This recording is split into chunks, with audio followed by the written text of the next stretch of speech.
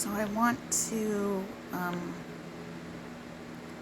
say that one of the things that is so important about Jesus living a perfect life is that he was undoing a lot of mistakes that were done in the Bible.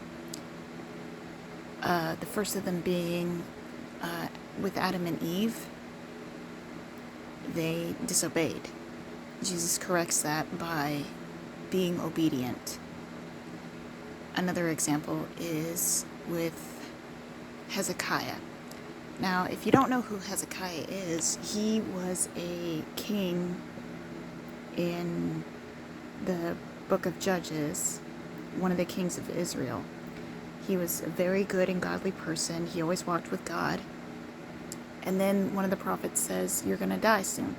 Hezekiah pleads his case to God, and God relents and gives him 15 more years.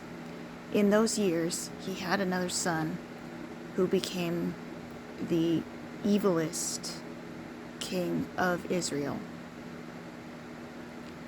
I'm a little hazy on his name, but he ruled the longest, and he was the wickedest. So wicked that he filled Israel from end to end with blood.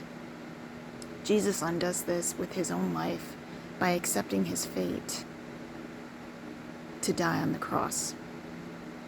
Yes, he did ask if there was a way for him to not have to die on the cross, that it would be done. But he also said, "But not my will, Father, but your will." He left it up to God to determine whether or not it would happen. Another example is David, King David, with Bathsheba. We have no record of him lusting after someone, or he probably didn't even allow such thoughts to grow in him, in his mind. He didn't allow himself that ability to lust after another. And he kept himself pure. Another example is Saul, the king of Israel before King David, by walking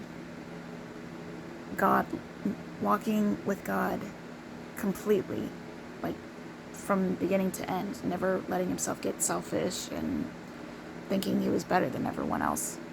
Which also reminds me of Absalom, King David's son, who became full of himself basically, and died by hanging from a branch by his hair. Jesus undoes this by keeping himself humble. If you remember the story where Jesus washed the feet of his disciples, that was a big deal back then, because he's like a king, and you wouldn't expect a king to be willing to do something as humble as like clean toilets. That's basically not really an equivalent, but a comparison, you could, in a modern version of that.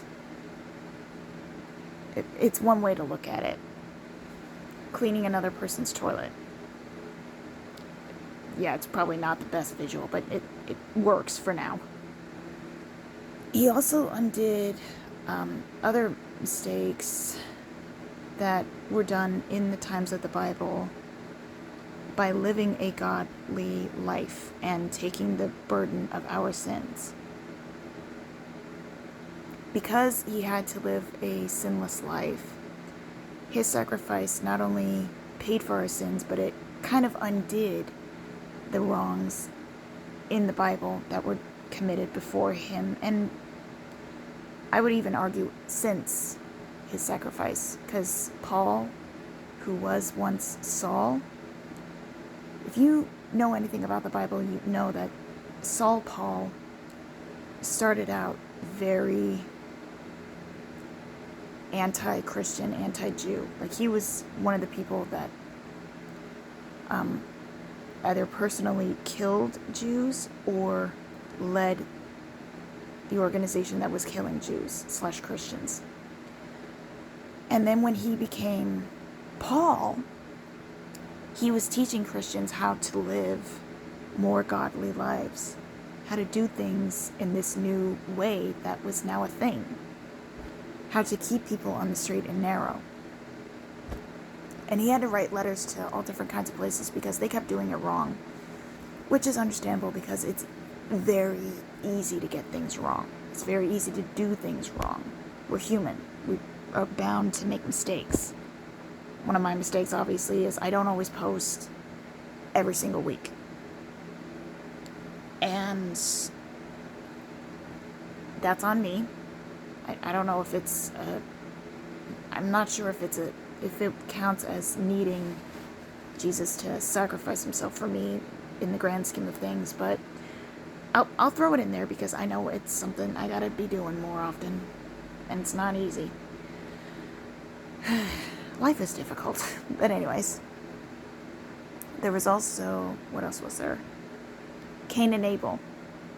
Jesus never killed anybody, but Cain killed Abel. So it could be argued, depending on whether or not Cain was redeemable in the end,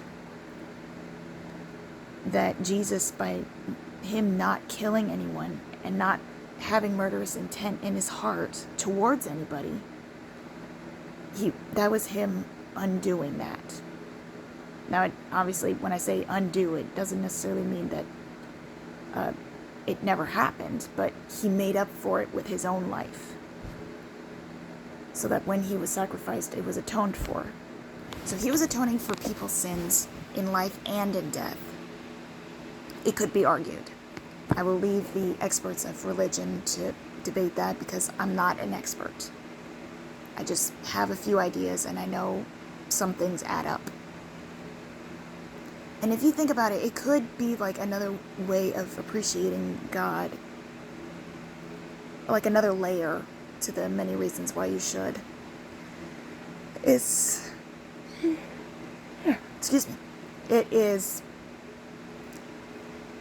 There's just layers and layers and layers to what all God did. Like in the book of John, it says, no record can... I'm paraphrasing heavily here, but there isn't... how does it go again? No record could be kept of all the things that he did, or all the things that he said. Something to that effect, but you get the idea. They could only squeeze so much in the Bible, in the New Testament, regarding what he did and what was going on since. And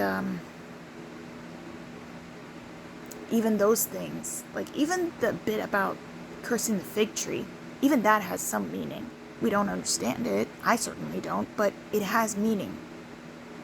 It wasn't an empty thing. It wasn't simply because Jesus was hangry or something like that. There was a purpose behind every action he did. And eventually, someday, we're either going to figure out what that purpose was, find a new meaning for it, or just have a better appreciation. One of the few things. And there are other things that are a good example. I'm just not thinking of them right now. It's kind of late in the day that I'm recording this. But I wanted to make sure I said that.